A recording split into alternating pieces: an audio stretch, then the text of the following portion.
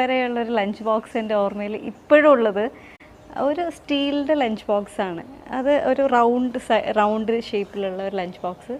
അതിൽ നല്ല വെന്ത ചോറുണ്ടാവും. ആ ചോറിൽ നല്ല ചൂടായിരിക്കും. രാവിലത്തെ ആ വെന്ത ചോറ് എടുത്തിട്ട് അങ്ങനെ തന്നെ ചൂടിലായിരിക്കും അതിലേക്ക് ആക്കുന്നത്.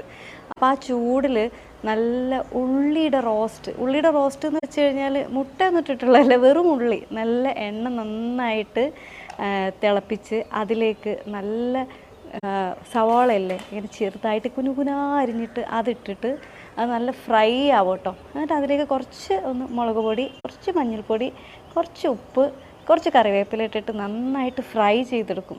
ഇത് എന്നിട്ട് ഈ ചോറിന് നടുക്കൊരു കുഴി ഉണ്ടാക്കിയിട്ട് അതിലേക്ക് ഇതങ്ങ് വെക്കും. എന്നിട്ട് ഇത് അടയ്ക്കും.